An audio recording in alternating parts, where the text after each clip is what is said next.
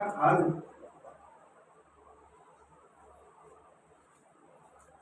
రెండో పత్రిక తిమోతికి రాసిన రెండో పత్రిక 2వ అధ్యాయం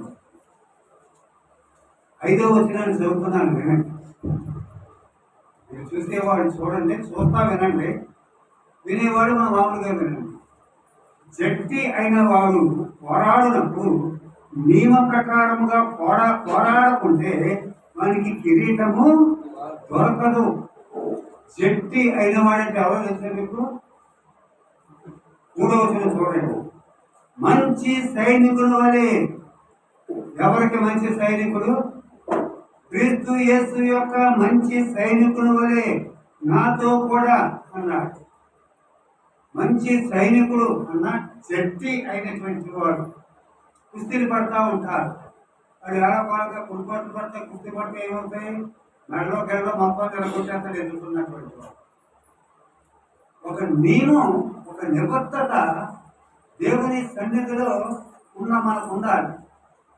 ఎలా పడితే అలాగా, అలా పడితే ఇలాగా ఉండకూడదు. చక్కగా సంగతులు వినాలి. జట్టి అయినటువంటి వాడు ఎలా పోరాడాలంట? నియమం లేకోకుండా అడవడి వెళ్ళిపోతానికి ఇదేమి అలాగా అటువంటిది ఇటువంటిది కాదు కదా. దేవునిలో జీవిస్తున్నామని పేరు మాత్రం, అందుకని ఆయన పేరు మాత్రం ఉండగానే సరుకు లేదన్నాడు. అంతే కదా, పేరు మాత్రం ఉన్నది కానీ క్రైస్తవుడు అని సరుకు లేదు. వీళ్ళ సంఘంలో దేవుని పిల్లలు అయినటువంటి మనము అసలే ఎలా ఉండాలో అది నేర్చుకోవాలి. మీకు అప్పుడప్పుడు గుర్తు చేస్తూ ఉంటాను. వాడు కలెక్టర్ అవుతాడు, పిఎం అవుతాడు, సీఎం అవుతాడు, డాక్టర్ అవుతాడు, కానీ స్కూల్కి టైం ప్రకారంగా వెళ్ళాలి. అక్కడ కూర్చుని ఏమి చెప్తున్నారో వినాలి. టైం అయిన తర్వాత తిరిగి ఇంటికి రావాలి. అవి పాటించాలి. తర్వాత వాడు ఏమవుతాడో మాకు అక్కర్లే. దేవుని పిల్లలమైనటువంటి మనం ఈ దినాన్ని దేవుని సంఘంలో ఏమి జరిగింది? పనులు మానుకుని రావాల్సిన వస్తున్నాం, వ్యాపారాలు మానుకుని వస్తున్నాం, అన్ని మానుకుని వస్తున్నాం. ఎందుకు వస్తున్నాం? మనకు తెలుసు. ఆ కార్యం ఎలా ఉంటుంది దయచేసి గమనించండి. అప్పుడప్పుడు నేను చూసినప్పుడు చాలా బాధ కలుగుతూ ఉంటుంది నాకు. ఎందుకంటే ఎంతో కష్టపడి వాక్యాన్ని ధ్యానిస్తాం. మీకు శారీరకమైనటువంటి కష్టం, మాకేమో ఇది హీట్ ఎక్కువగా ఉంటారు. అప్పుడు అలా పెట్టి మళ్ళా కొంచెం అలా ఒడిగారు, బయటకు వచ్చాం, కొంచెం రిలాక్స్ అయ్యి మళ్ళా అందులోకి మళ్ళా నాకు 2 రోజుల నుంచి ఎందుకో నేర్చాం. అక్కడ కూర్చొని చెప్పాను వాక్యం. ఇక్కడ ఇది ఛానల్ అయింది పెట్టి వాక్యాన్ని యూట్యూబ్లో పెడుతున్నారు హైదరాబాద్ నుంచి. ఏదో రకంగా నిలబడి మాట్లాడదామనే ఉద్దేశం కలిగి ఉన్నాను. మీరు కూడా చక్కగా పెట్టే సైతానికి ఎదురాడగలిగినటువంటి శక్తి సంపాదించుకుంటారు. వాక్యం అందరూ కూడా ఎరిగి ఉండాలి. ఇది బాప్టిస్ట్ అంటే అసెంబ్లీ కూడా చెప్పే మాట. అందరూ వాక్యాన్ని ఎరిగి ఉండాలి, అందరూ వాక్యాన్ని బోధించాలి. అలాగే అందరూ సంఘంలో నీ పాత్ర నువ్వు పోషించాలి. బాధ్యత కలిగినటువంటి విశ్వాసిగా సంఘంలో ఉండాలి. నువ్వు గంట కొడుతున్నావు అంటే సరికాదు. దేవుని పిల్లలమైనటువంటి మనం వెనకాల ఇంకా దేవుని సన్నిధికి వస్తున్నావు. ఏమైనా చేయగలరా ఇప్పుడు? అని నువ్వు ఏమైనా చేయగలవు. చేస్తున్నావా కదా? అందుకనే ఏ వయసులో చేయవలసినటువంటి పని ఆ వయసులో చేయకపోతే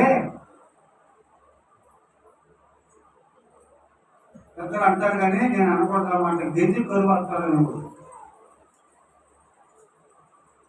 ఒళ్ళు సుఖపెట్టుకుంటే నూరు గడ్డి తింటాదన్నాడు ఒక ఆయన. బలమున్నంత సేపు కష్టపడి పని చేయాలి లోకంలో. అలాగనే దేవుని సంఘం కదా. సరే,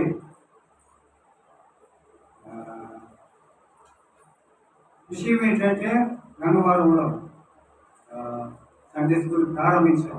మేము నిద్రపోయి వెళ్ళాం, వెళ్ళి ప్రారంభించాం. ఈ దినాన్ని మేము అందరం పాటు చెప్పి చేసుకుని తీసుకుని వెళ్ళి ప్రభుత్వంతో ప్రియులారా,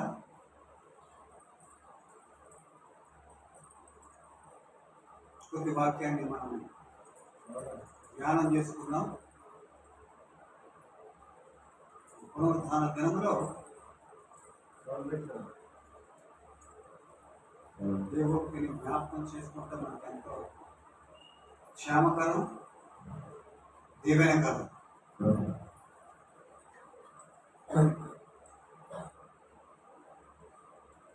దేవుని జనాంగము ఒకప్పుడు ఇజ్రాయేల్ గురించి, ఆ జనాంగాన్ని గురించి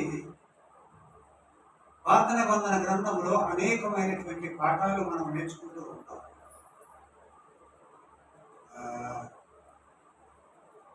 ఇప్పుడు కూడా ఒక పాఠాన్ని మనము నేర్చుకుందాం.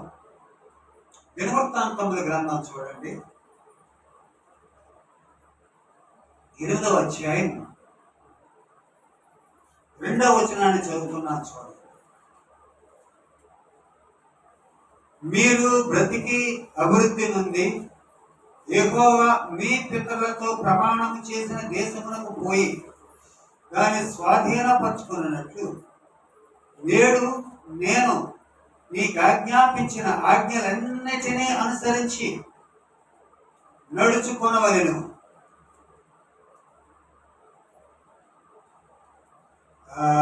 మరియు నీవు ఆయన ఆజ్ఞలను గైకొందువో లేదో నిన్ను శోధించి నీ హృదయములో నున్నది తెలుసుకున్నటకు నిన్ను అణచి నిమిత్తమును అరణ్యములో ఈ 40 సంవత్సరములు నీ దేవుడైన యెహోవా నిన్ను నడిపించిన మార్గమంతటిని జ్ఞాపకము చేసుకునుము. మొదటి వచనానికంటే 2వ వచనాన్ని కొంచెం మనసులో ఉంచుకుంటాం మంచిది. దేవాకి దేవుడు 40 సంవత్సరాలు వారి ప్రయాణాన్ని గురించి మాట్లాడుతున్నారు. 32వ అధ్యాయానికి రండి.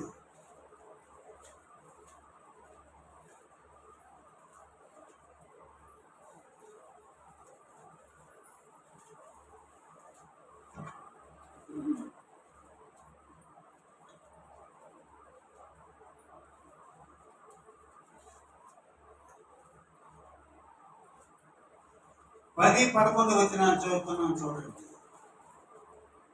అరణ్యములోను భీకర ధ్వని గల పాడైన ఎడారిలోను వారి కనుగొని ఆవరించి పరామర్శించి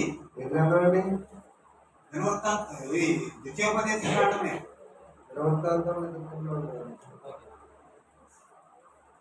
ముందు చదివింది ఎక్కడ? ద్వితీయోపదేశ కాండం అదే అధ్యాయం, అదే గ్రంథము 32వ అధ్యాయము 10, 11 వచనాలు. భీకర ధ్వని గల పాడైన ఎడారిలోను వాని కనుగొని ఆవరించి పరామర్శించి తన కనుపాప వలె వాని కాపాడెను. పక్షిరాజు తన గూడు రేపి తన పిల్లలపైన అల్లాడుచు రెక్కలు చాపుకొని వాటిని పట్టుకొని తన రెక్కల మీద వాటిని మోయినట్లు యెహోవా వానిని నడిపించాడు. మొదటి అధ్యాయానికి రండి, అదే గ్రంథం, ద్వితీయోపదేశ కాండమే.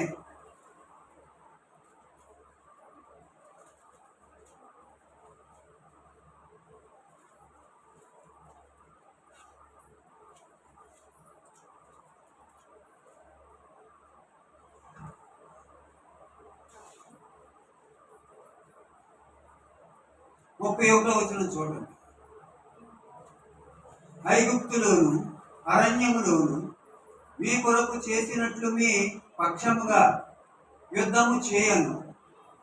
మీరు ఈ చోటికి చేరు వరకు మీరు వచ్చిన మార్గమంతటిలోను మనుషుడు తన కుమారుని ఎత్తుకొనున్నట్లు మీ దేవుడైన యెహోవా మిమ్మలను ఎత్తుకొని వచ్చిన సంగతి మీరు ఎరుగుదురని మీతో చెప్పి తిని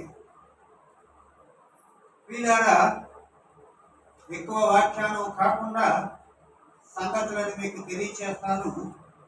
శ్రద్ధగా మనం విందాం. ఈ 3 అధ్యాయాల్లో దేవుని యొక్క ప్రజలు కనిపిస్తున్నారు, అరణ్యము కనిపిస్తుంది, ప్రయాణం కనిపిస్తుంది. కానీ ఒకసారి మాత్రం ఐగుప్తి అనే మాట వచ్చింది, కానీ అక్కడ కార్యక్రమాల గురించి ఏమీ కూడా మాట్లాడలేదు. మీరు చాలా జాగ్రత్తగా వింటే చక్కగా ఉంటుంది ఈ మాట. ఐగుప్తు విషయాలు ఏమీ ఎత్తలేదు దేవుడు. దేని గురించి మాట్లాడుతున్నాడు? ప్రయాణాన్ని గురించి మాట్లాడుతున్నాడు. ఆ ప్రయాణంలో ఎలాగ నడిపించాడో మాట్లాడుతున్నాడు. ఎంతకాలం నడిపించాడట? 40 సంవత్సరాలు నడిపించినట్లుగా మనం చూస్తున్నాం. గమనించారా వీళ్ళారా? నీవు నేను కూడా వారు ఐగుప్తుని విడిచిపెట్టారు కదా. ఎక్కడున్నారు ఇప్పుడు? కనానులో లేరు. ఎక్కడున్నారు? ప్రయాణంలో ఉన్నారు. ప్రయాణంలో ఉన్నారు. ఇంకా కనాను వారు చేరలేదు. ప్రయాణంలో ఉన్నారు. ఐగుప్తులో లేరు. ఐగుప్తుని విడిచారు. స్నేహితుడా, సహోదరి, లోకాన్ని విడిచాం. మనం రక్షణ పొందాం, బాప్తిసం పొందాం, ప్రభుని ఆరాధిస్తున్నాం. ఇది ప్రారంభం. ఈనాటికి ఎన్ని సంవత్సరాలు? ఎంత కాలం? 40, 30, 50, 60, 70? ఎన్ని సంవత్సరాలు? వీళ్ళారా లోకము అనే అరణ్యంలో మనము నడుస్తున్నాం. అంటే మనము ప్రయాణం చేస్తున్నాం. అరణ్యంలో ఏముండదు? ఎలక్ట్రిసిటీ ఉండదు, ఆహారము ఉండదు, ఇంకేముండవు, షెల్టర్ ఇళ్ళు ఉండవు. వీళ్ళారా దేవుని పిల్లలమైనటువంటి మనం ఈ లోకంలో నెమ్మదికరమైనటువంటి సంగతులు ఏమీ కూడా ఉండవు. ఆ నిద్ర, దేవుడు ఆ నిద్ర ఎందుకు పెట్టాడో కానీ ఆ నిద్ర మంచం నుంచి లేచిన తరువాత మరలా ఆ నిద్ర మంచం మీద వచ్చేటంత వరకు కొట్టుకుంటమే కదా. ఏదో పని, ఏదో అక్కడికే వెళ్తాం, ఏదో పని లోకంతో ముడి. వీళ్ళారా, ఆత్మీయులారా, ఐగుప్తుని విడిచిపెట్టారు వారు. దాని ప్రస్తావన లేదు. దేవుడే ఆ ప్రస్తావన ఎత్తటం లేదు. మనం కూడా లోకాన్ని విడిచిపెట్టాం. లోకంలో కాని వాటిని అన్నింటిని కూడా పని చేయాలి, ఉద్యోగం చేయాలి, కుటుంబాన్ని పోషించుకోవాలండి. కానీ ఆ లోకం మాత్రం మన వెంట, ఇజ్రాయేల్ వెంట ఐగుప్తి లేదు. ఇజ్రాయేల్ వెంట ఐగుప్తు ఉందా? లేదు. దాన్ని విడిచిపెట్టారు ప్రయాణంలో. అసలే ఈ ప్రయాణం చేస్తున్నారు, కానీ ఈ మార్గం ఎటువంటిది? మార్గం మంచిది కావాలి కదా. మార్గం మంచిది కావాలి. ఒక 8 సంవత్సరాలు వెనక్కి వెళితే ఏజెన్సీలో మార్గాలు ఎలా ఉండేవి? అడిగేటానికే దారి లేదు. నేను వచ్చిన కొత్తలో 86 ఆ ప్రాంతం. భీమవరం వెళ్ళటానికి బైక్ మీద ఎన్నోసార్లు పడిపోయేవాడు. మార్గాలు లేవు. ఇలారా లోకము అనే అరణ్యం ఇది. వారు అరణ్యంలోనే ప్రయాణం చేస్తున్నారు. ప్రత్యక్షంగా అరణ్యంలో, మనమైతే లోకము అనే అరణ్యంలో ప్రయాణం చేస్తున్నాం. ఇర్మియా గ్రంథం చూడండి, 2వ అధ్యాయం 6వ వచనం. ఇర్మియా గ్రంథం 2వ అధ్యాయం 6వ వచనం. ఐగుప్తు నుంచి విడిపింపబడినటువంటి వారికి దేవుడు అరణ్య మార్గాన్ని నియమించాడు. ఆ మార్గం ఎలా ఉంది? ఐగుప్తు దేశంలో నుండి మిమ్మల్ని రప్పించిన యెహోవా ఎక్కడ ఉన్నాడని అరణ్యంలో, అనగా ఎడారి గోతులు గల దేశంలో అనావృష్టి గాఢాంధకారము కలిగి ఎవరు మనుష్య సంచారం లేనటువంటి నివాసమైనను నివాసమైనను చేయని దేశంలో మమ్మల్ని నడిపించిన చాలు, మమ్మల్ని నడిపించాడు. యెహోవా. వీళ్ళరా 40 సంవత్సరాలు వారు ప్రయాణం చేశారు, అరణ్య మార్గంలో ప్రయాణం చేశారు. వీళ్ళరా లోకమందు క్రైస్తవ జీవితం ప్రయాణం లాంటిది. మరి ముఖ్యంగా లోకం ఎలాంటిది? అరణ్యము వంటిది. వారు ఎలాగున ప్రయాణం చేశారో శారీరకముగా కూతురు గల మార్గము, గాఢాంధకారమైన మార్గము, చీకటి గల మార్గము, ఇంకా అనేక విధముగా నడవటానికి యోగ్యత లేనటువంటి మార్గం. మనం కూడా అలాంటి లోకంలో ఉన్నాం. వీళ్ళారా చూడండి, కొన్ని మాటలు చెప్తాను మీకు. అంధకార మార్గము అన్నాడు అంటే ప్రభువు వెలుగై నడిపిస్తాడు. గోతులు గల మార్గం, ఎత్తి పల్లాలు సరిచేసే దేవుడు. ఎంతో ఎండ మార్గము ప్రభు చల్లపరుస్తాడు. ఎడారి మార్గము ప్రభు ధైర్యపరిచి నడిపిస్తాడు. కాటు వేసే తేడు మార్గము ప్రభువే రక్షిస్తాడు. మార్గం ప్రతి నుంచి ప్రభు తగ్గిస్తాడు. నీళ్లు లేని మార్గము, బండను కొట్టి నీళ్లు ఇస్తాడు. కొట్టి నీళ్ళు ఇచ్చాడు కూడా. అంటే ప్రభు ఈ 40 సంవత్సరాలు కూడా వారితో ఉన్నాడు. ఎంత క్లిష్టమైనటువంటి పరిస్థితుల్లో, అటువంటి అంధకారమైనటువంటి మార్గంలో ఆయన నడిపించాడు. వీళ్ళారా ఆయన పిల్లలమైనటువంటి మనల్ని కూడా ఆయన నడిపించే గొప్ప దేవుడు. ధైర్యాన్ని ఇచ్చే గొప్ప దేవుడు, బలపరిచే గొప్ప దేవుడు. చాలా మంది ఇదిగో ఎడారి అన్నాడు, దిక్కు తోచదు. మనం ఎవరు కూడా చూడలేదు ఎడారి. మేము పుస్తకాల్లో చదివాను కాబట్టి మాకు కొంచెం అర్థమవుతుంది.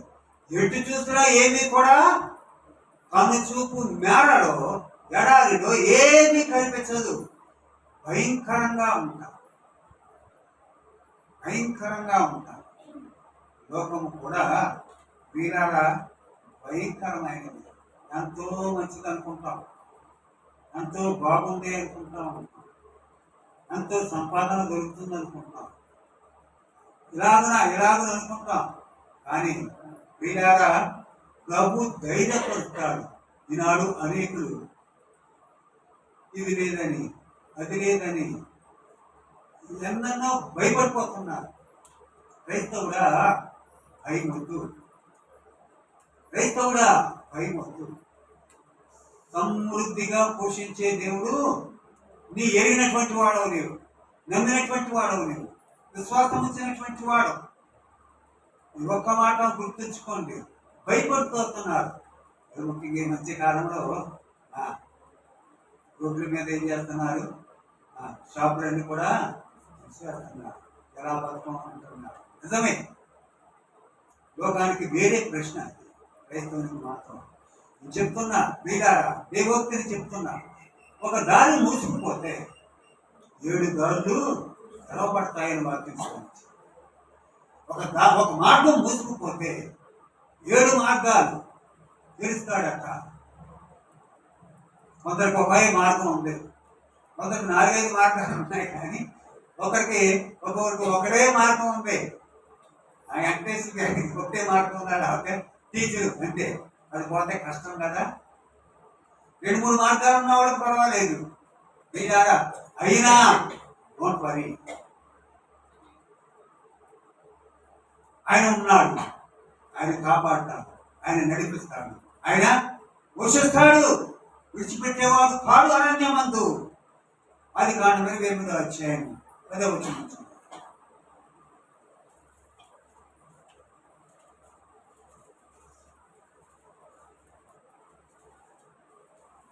యాకోబు బెయేర్షెబా నుండి బయలుదేరాడు. హారాను వరకు వెళ్ళుచు హారాను వరకు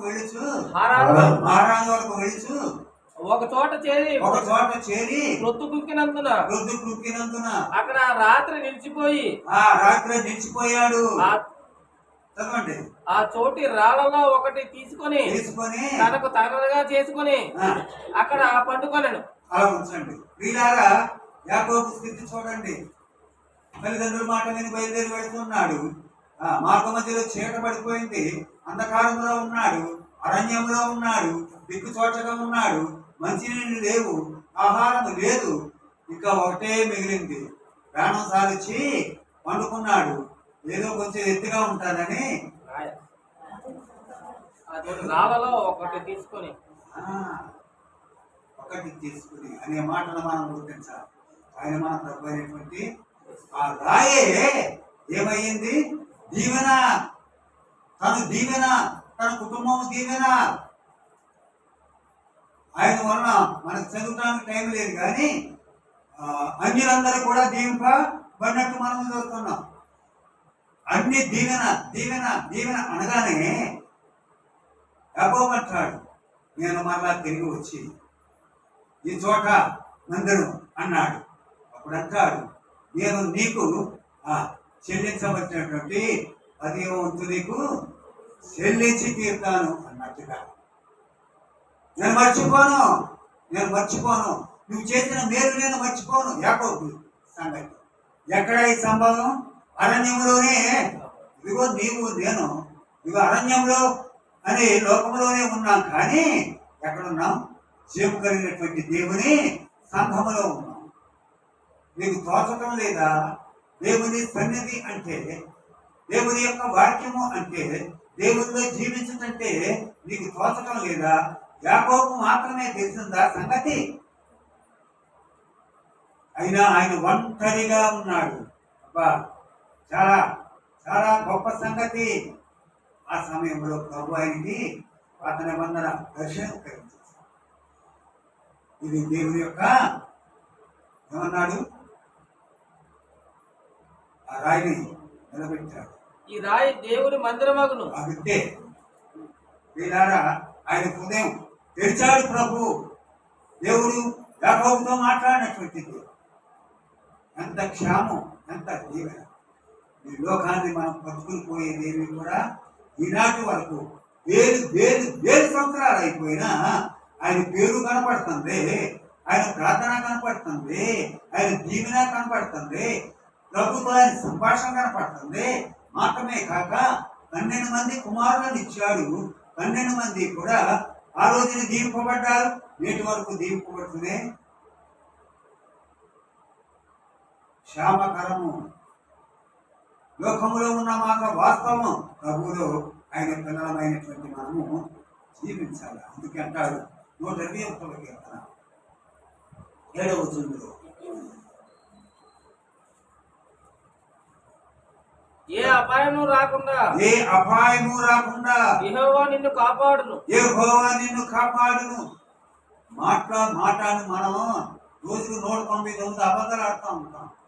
దేవాతి దేవుడు అబద్ధ మాట నేరని దేవుడని మనం చూస్తాం దైవ గ్రంథములో. ఏ అపాయము రాకుండా నిన్ను కాపాడుతాను. కాపాడటం అంటే పోషించి నడిపిస్తాడు, సహాయం చేయాలి. ఇవన్నీ కూడా వస్తాయి దానికి. ఆయన పిల్లలమైనటువంటి మనం ఏ అపాయము రాకుండా ఈనాడ అరణ్య మార్గం వెళ్తూ ఉన్నాడు. ప్రభువారిని నడిపిస్తూ ఉన్నాడు. ఇదిగో లోకంలో ఉన్నాం మనం. ప్రభు ఆయన పిల్లలు మనల్ని నడిపిస్తూ, మనం అనుకుంటే ఏమైనా పొదువా ఈ దినాలు, ఎవరికి ఏమి పొదువా ఈ దినాలు. ప్రభు అంతగా మనల్ని దీవించాడు, అంతగా మనల్ని వృద్ధిలోని తీసుకుని వచ్చాడు.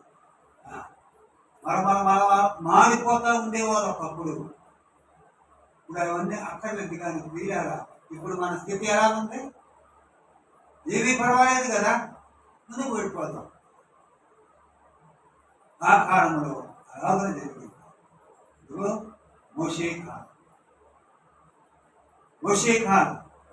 మోషే కాలంలో ఒక పక్కనే అరణ్యం ఉంది, మరొక పక్కనే అరణ్యం ఉంది. వెనకాల శత్రువు ఉన్నాడు, సముద్రము ఎదురుంది. ఏమైంది సముద్రం? వీరారా, దేవుని జనాంగానికి సముద్రము మార్గాన్ని ఇచ్చింది. సముద్రం మార్గాన్ని ఇచ్చింది. వారి ప్రయాణంలో ఎదురు లేదు. ఎవరు వారు? దేవుని పిల్లలు. ప్రియ సహోదరుడా, మనము దేవుని పిల్లలు. మన ఊరికై కుంగిపోతా ఉంటాం. ఏమైపోతామో మన తెలుగులో మాట్లాడుకుంటే బాగుంటుంది. రేపు ఎదురువాడు మేము లేవు అన్నట్టుగా కాదు, ఎన్నటికీ కాదు. అది నేను నమ్మినటువంటి దేవుడు గొప్ప దేవుడు. 40 సంవత్సరాలు ఎక్కడ వంట చేశారు వాళ్ళు? ఎక్కడన్నా వంట చేసేది కనిపించిందా మనకి? వాక్యంలో చెప్పులు తెగిపోయాయా? బట్టలు మాసిపోయాయా?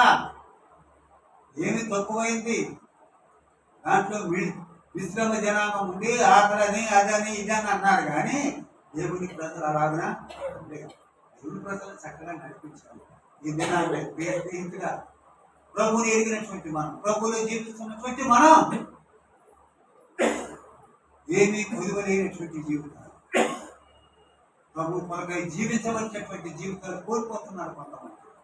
ప్రభు కొరకు జీవించవలసినటువంటి వయసులో కోల్పోతున్నారు కొంతమంది. వృద్ధులు అయిపోతే ఏం చేస్తామంట? ఏమైనా చేయగలిగా? వృద్ధులు అయితే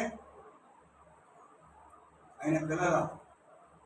నేను కూడా అప్పుడప్పుడు కొంత పని చేయగలుగుతున్నాను, అంత పని చేయలేకపోతున్నాను. కనీసం 1-2 సార్లు బయటకు వచ్చేవాడిని, అంతా చూసుకుంటా ఉండేవాడిని.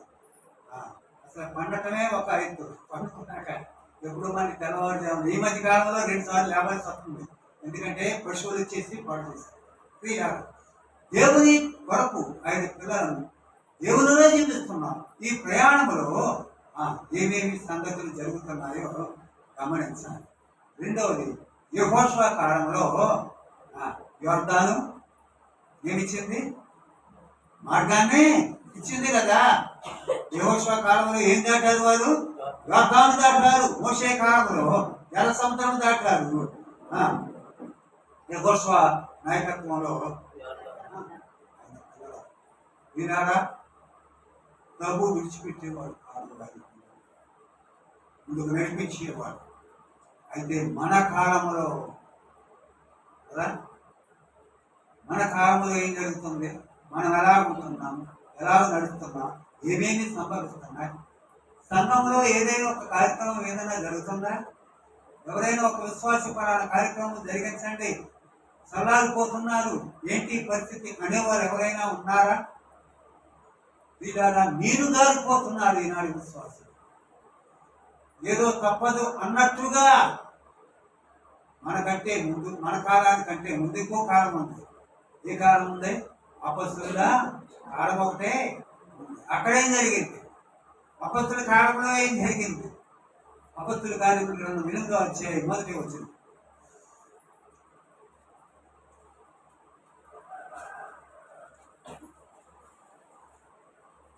ఆ కాలమందు యెరూషలేములోని సంఘమునకు గొప్ప హింస కలిగినందున, ఇది సంగతే. అప్పుడు కానీ రెమ్మ తిరగలేదు, అప్పుడు కానీ సరి అవ్వలేదు. ఏం కలిగిందంట? దేవుని పిల్లలకు గొప్ప హింస. ఎవరికే? దేవుని పిల్లలకే. వారు దేవుల్లో దేవుని ఎరిగినటువంటి వారు దేవుల్లో జీవిస్తున్నారు, దేవుని కొరకు జీవిస్తున్నారు. అనేక ఆత్మలకు స్వార్థ అందిస్తున్నారు, నరకానికి తప్పిస్తున్నారు. అటువంటి వారికి ఏం జరిగింది? కిందకి చదవండి.